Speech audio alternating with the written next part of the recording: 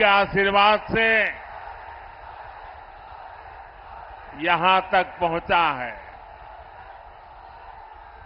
ये आपका उत्साह, ये आपका उमंग, ये प्यार मेरे सर आंखों पर।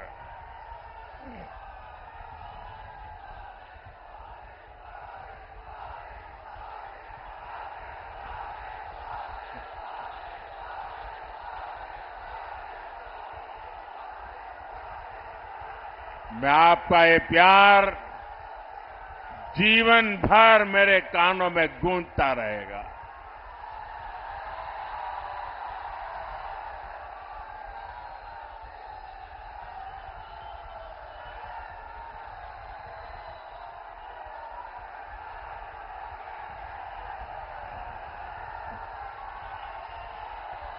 अगर आप इजाजत दें तो आगे बोलना शुरू करूं।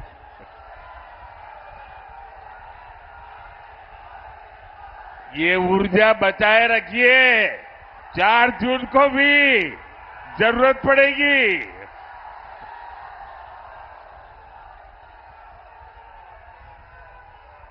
साथियों, आपके आशीर्वाद से आपने मुझे सेवा करने का अवसर दिया। मोदी को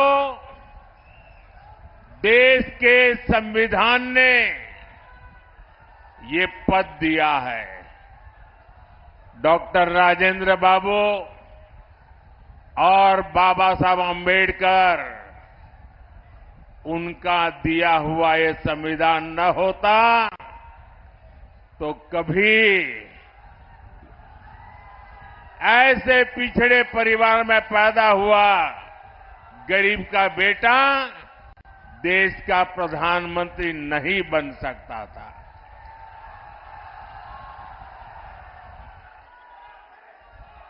भाइयों बहनों,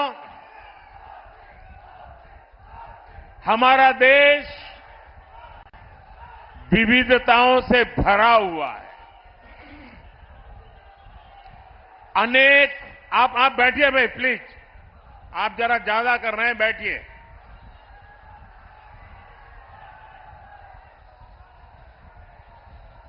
हमारा देश विविधताओं से भरा हुआ देश है। अनेक भाषाएं, अनेक बोलियां,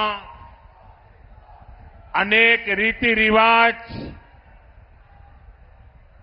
अनेक परंपराएं, अनेक प्रकार के पहनाव, अनेक प्रकार की जीवन शैलियां, अनेक प्रकार के खान पान, एक प्रकार से हमारा देश विविधताओं से भरा हुआ देश है, वैविध्य से भरा हुआ देश है और हर प्रकार की मत मान्यता वाला देश है, हर प्रकार के पथ संप्रदाय वाला देश है। ऐसे में देश के उज्जवल भविष्य को चलाने के लिए नियमों के अंतर्गत आगे बढ़ाने के लिए हमारे पास एक ही पवित्र व्यवस्था, हमारा संविधान है। हमारा संविधान हम सबके लिए एक पवित्र है।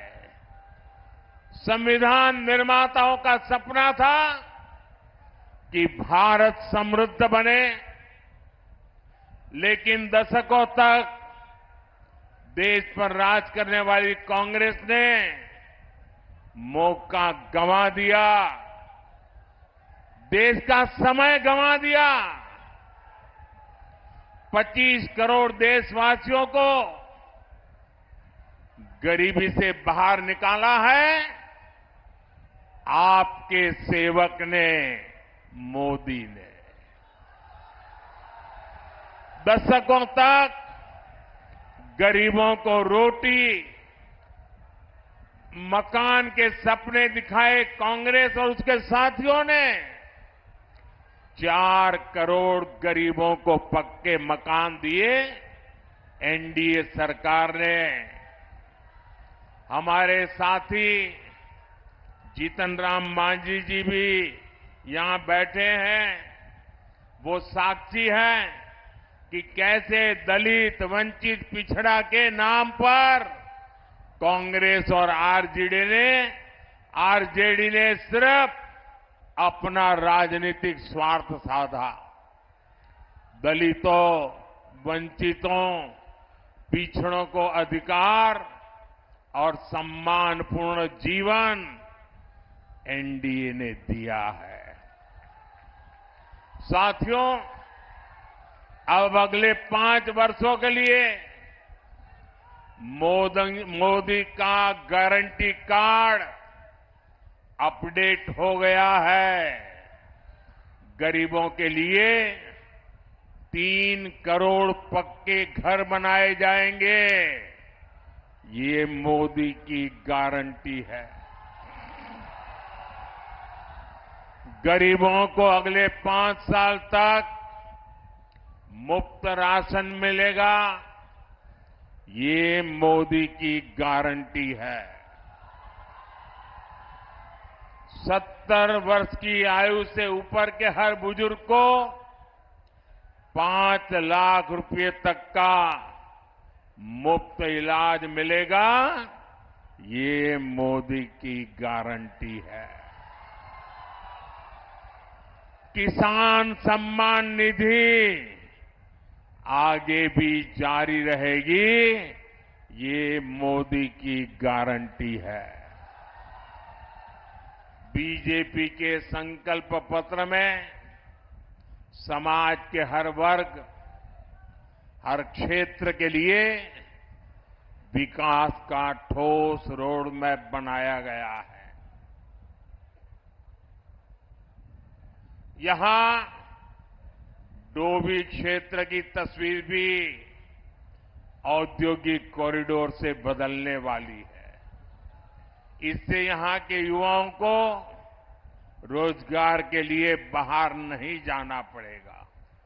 साथियों, बीते 10 साल में देश में एक ऐसी क्रांति आई है जिसकी उतनी चर्चा नहीं होती। ये क्रांति देश के महिला स्वयं सहायता समूह द्वारा की गई है। पिछले 10 साल में 10 करोड़ महिलाएं सेल्फ हेल्प ग्रुप से जुड़ी है। बिहार में भी 1.25 करोड़ बहनें इस मुहिम से जुड़ी है। अरे हमारे गया जी में भी 5.25 लाख बहनें इन समूहों से जुड़ी है। जब कांग्रेस की सरकार थी तो महिला स्वयं सहायता समूहों को बिहार में 150 करोड़ रुपए से भी कम मदद दी जाती थी। एनडीए सरकार के 10 साल में इन्हीं महिला समूहों को 40,000 करोड़ रुपए से ज्यादा दिए गए हैं। इसी प्रयास से अकेले बिहार में 12 लाख से ज्यादा महिलाएं लखपति दीदी बनी है। अब मोदी ने देश की 3 करोड़ महिलाओं को लखपति दीदी बनाने का अभियान शुरू किया है।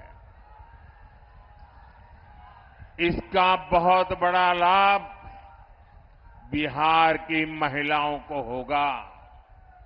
साथियों, हमारे एजेंडे में विकास भी है और विरासत भी है।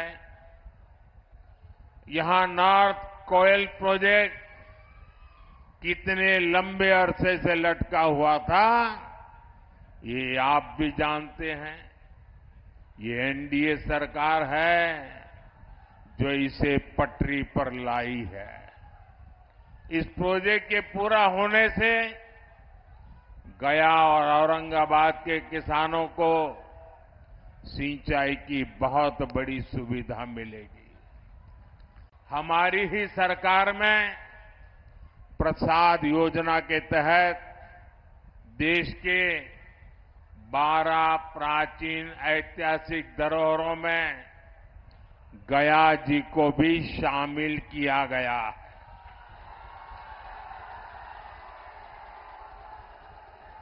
गया पितृ श्राद्ध स्थल है। यहां भगवान बुद्ध को बुद्धत्व की प्राप्ति हुई थी। वैसे कम लोगों को पता है कि गुजरात में भी पाटन जिले में सिद्धपुर को मातृ श्राद्ध स्थल माना जाता है। इसे मातृ गया भी कहते हैं। जैसे यहां पितृ गया है, गुजरात के सिद्धपुर में मातृ गया है। हमारी सरकार इन सभी स्थलों के विकास के लिए प्रतिबद्ध है। अभी बीजेपी ने अपने संकल्प पत्र में भी कहा है कि वो भारत की विरासत को वर्ल्ड हेरिटेज मैप पर लेकर जाएगी। हमारे गया जी को भी हम उस ऊंचाई पर ले जाना चाहते हैं और इससे बड़ी संख्या में ग्लोबल टूरिस्ट भारत आएंगे और इसका लाभ इन सभी क्षेत्रों को होगा। साथियों, आकांक्षी जिला कार्यक्रम के तहत गया का तेजी से विकास सुनिश्चित किया गया है। अमृत स्टेशन योजना के तहत गया स्टेशन का कायाकल्प किया जा रहा है। विकास का ये स्केल, विकास की ये रफ्तार, इतने सारे काम हुए, आपके उत्साह में भी नजर आ रहा है कि मोदी सरकार ने कितने काम किए हैं। लेकिन साथियों, मैं जो संकल्प लेकर के चला हूं, मैं जो सपने देखता हूं और दुनिया में भारत का जो स्थान मेरे मन में है, उस हिसाब से तो इतना सारा करने के बाद भी मैं तो यही कहता हूं, ये तो ट्रेलर है, ट्रेलर।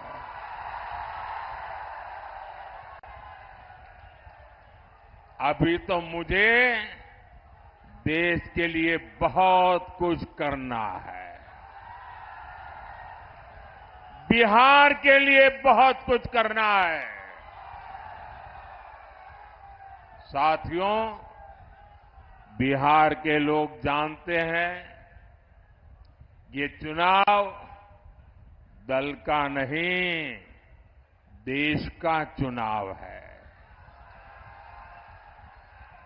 आज एक और देश की संस्कृति पर गर्व करने वाले हम लोग हैं, तो दूसरी ओर हमारी आस्था को नीचा दिखाने वाले लोग हैं।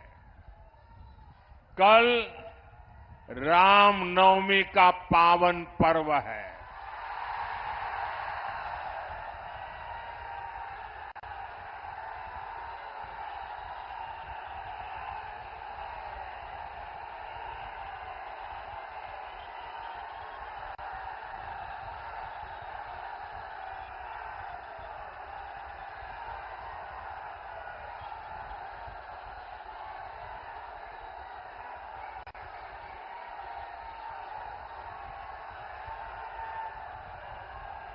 बोलो सियावर रामचंद्र की।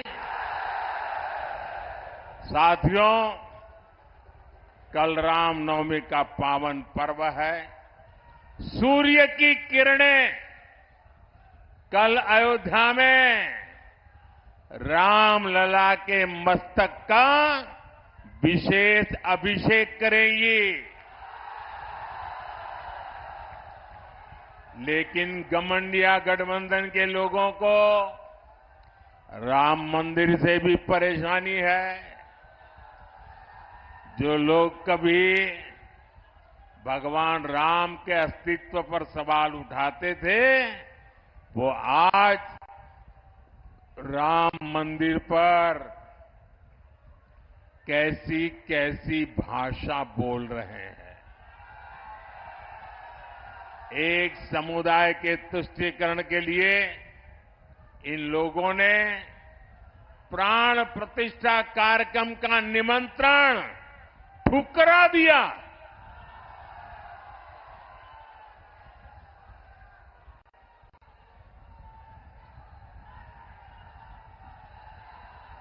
ये हमारे देश का संस्कार नहीं है। ये हमारे देश की परंपरा नहीं है।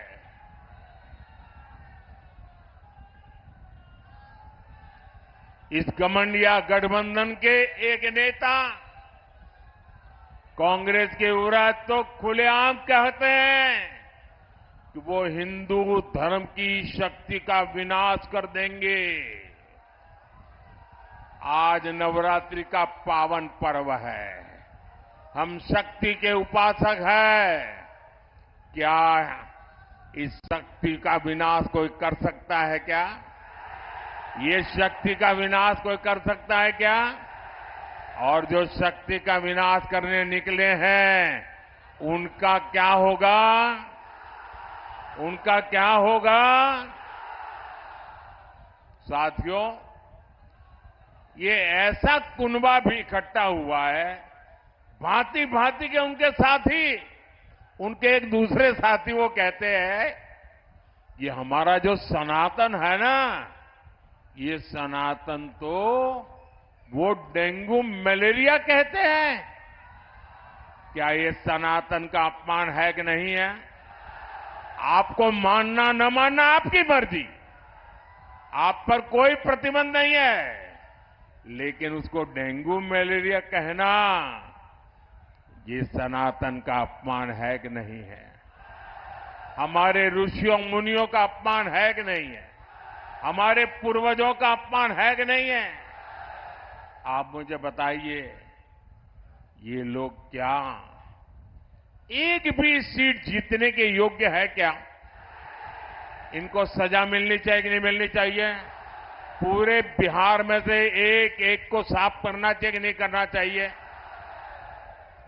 साथियों, गठबंधन अलायंस के पास न कोई विजन है, न कोई विश्वास है। ये लोग जब वोट मांगने जाते हैं तो भी नीतीश जी के कामों पर वोट मांगते हैं। ये लोग क्यों नीतीश जी के कामों का, केंद्र सरकार के कामों का क्रेडिट खाते हैं? वो पूरा बिहार जानता है। आरजेडी ने भी इतने वर्षों तक बिहार पर राज किया है, लेकिन इनकी हिम्मत नहीं है कि अपनी सरकारों ने क्या काम किए उसकी चर्चा कर ले। बिहार में जंगल राज का सबसे बड़ा चेहरा आरजेडी है।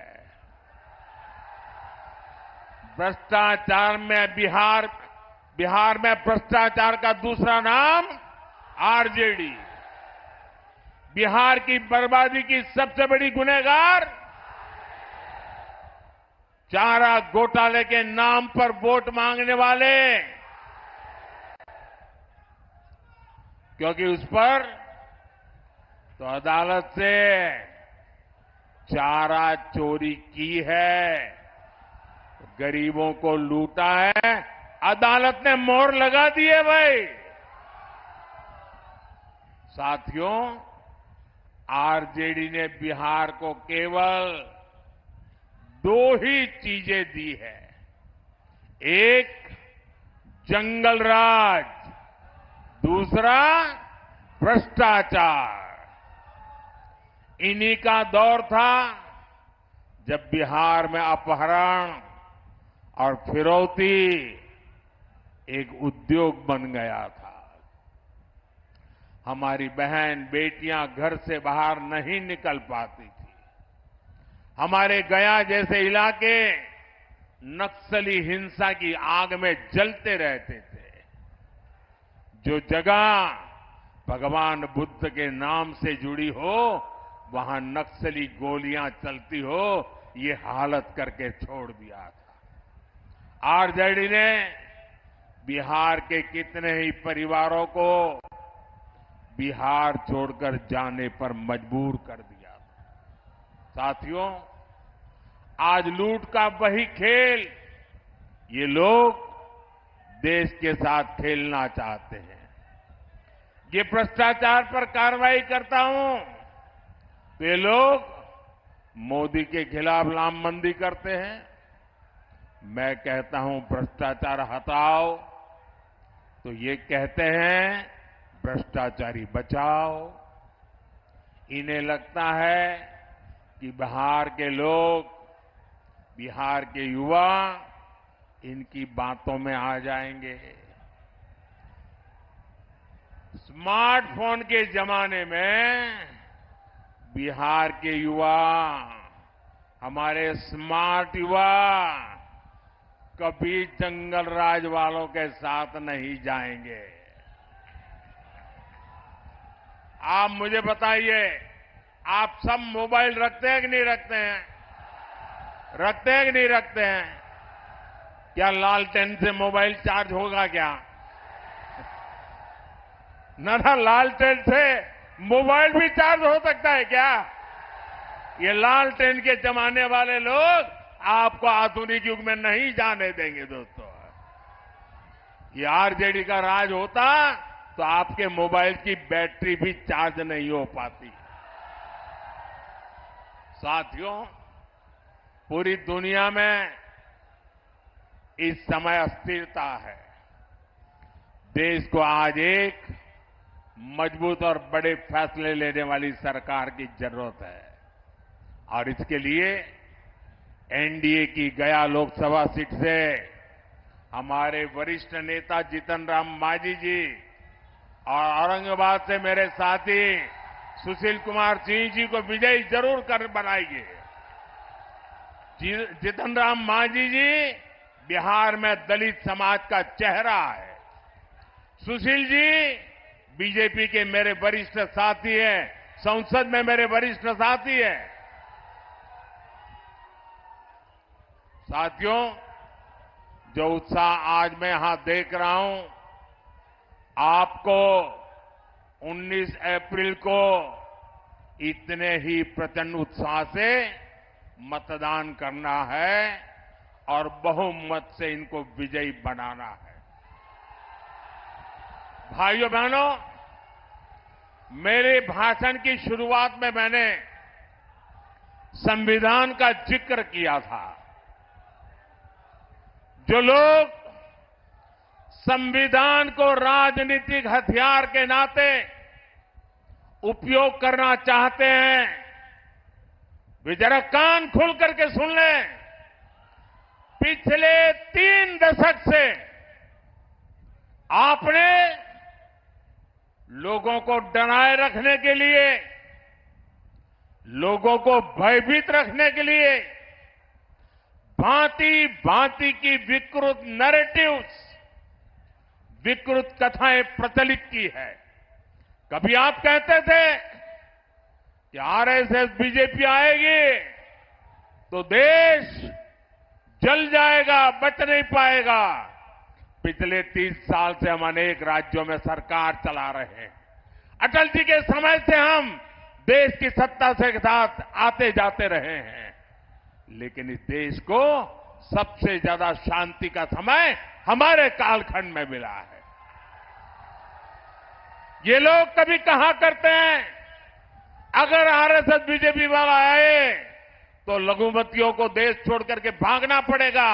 आज भी वो आन बान शान के साथ सरकार की सभी योजनाओं का लाभ लेकर के गुजारा कर रहे हैं, प्रगति कर रहे हैं।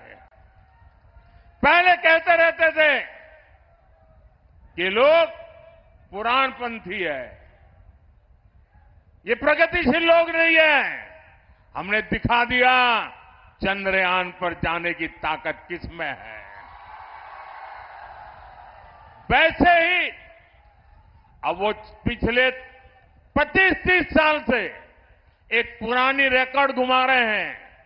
जब भी बीजेपी आगे बढ़ती है तो संविधान का राजनीतिक शस्त्र के लिए उपयोग करते हैं और झूठ फैलाते हैं, संविधान बदल देंगे, संविधान बदल देंगे। भाइयों बहनों, लिख के रखिए, मोदी तो क्या, बीजेपी तो क्या, स्वयं बाबा साहब आंबेडकर भी इस संविधान को नहीं बदल सकते हैं। और इसलिए झूठ फैलाना बंद करो। और भाइयों बहनों, इनको पता होना चाहिए, ये जो संविधान सभा थी, डॉक्टर राजेंद्र बाबू नेतृत्व करते थे। बाबा साहब आंबेडकर का दिल, दिमाग और कलम उसको शब्दों में डाल रहा था और देश के गणमान्य लोग अनेक महीनों तक बैठ करके विचार विमर्श करके देश की भावनाओं को समझ करके, देश की सामाजिक परिस्थितियों को समझ करके हमारे संविधान का निर्माण किया है। और जो लोग सनातन को गाली देते हैं ना, वो भी कान खोल करके सुन लो।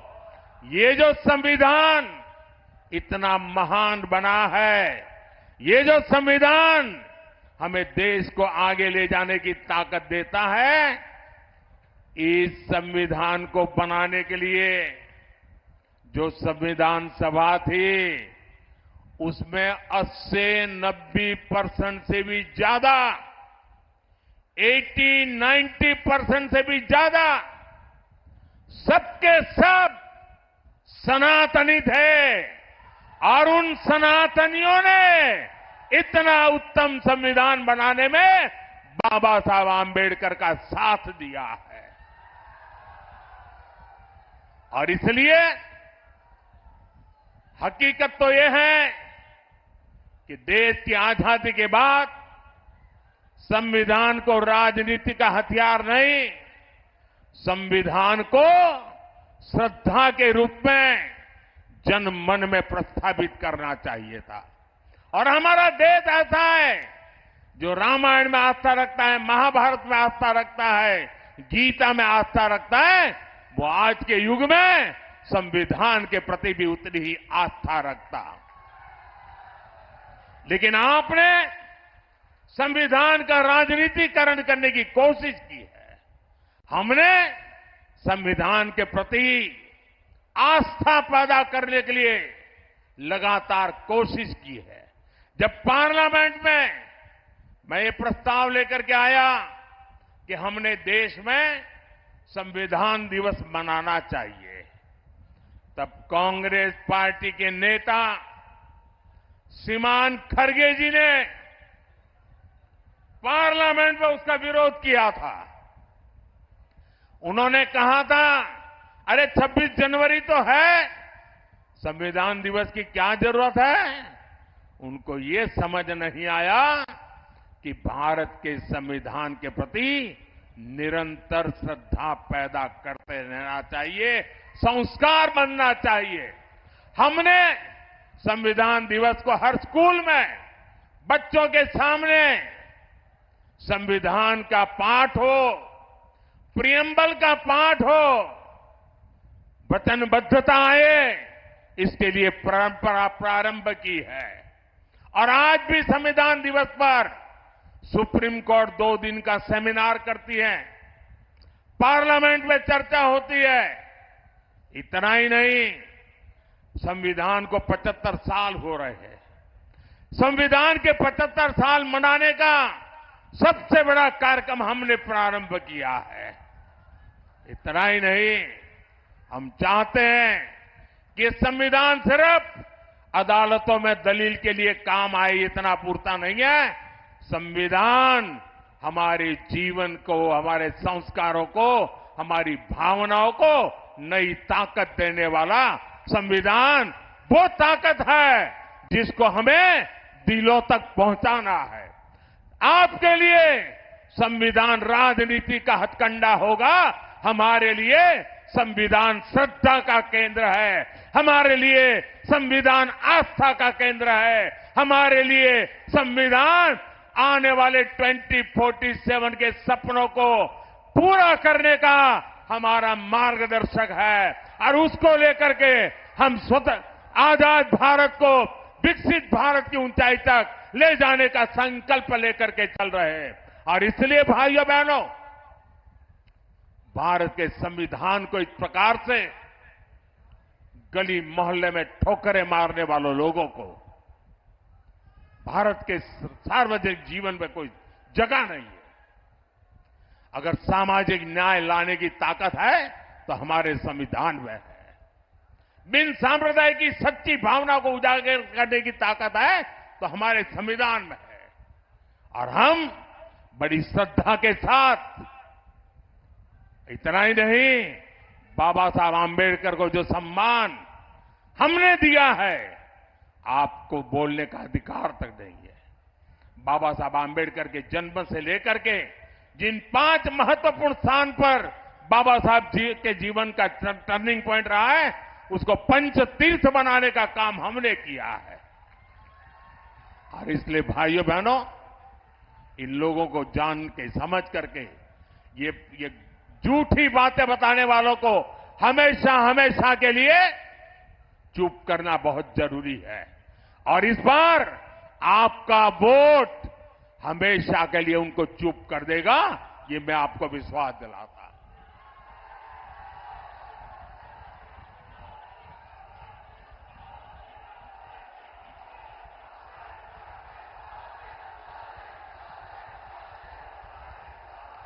भाइयों बहनों, ये लोग कहते हैं 400 पार क्यों? मैं बताता हूं 400 पार क्यों। देश की जनता ने तय किया है 400 पार, क्योंकि देश की जनता 2047 में हिंदुस्तान को विकसित देना चाहती है। लेकिन साथ साथ एनडीए को 400 पार दे करके देश को लूटने वालों को, भ्रष्टाचारियों को, संविधान के साथ खिलवाड़ करने वालों को सजा देने के लिए भी वो हमें 400 पार देना चाहते हैं। ये चुनाव एनडीए को जिताने का भी है, ये चुनाव देश में तबाही करने की आदत रखने वालों को सजा देने का है। और इसलिए हिसाब 400 के पार जाने वाला है।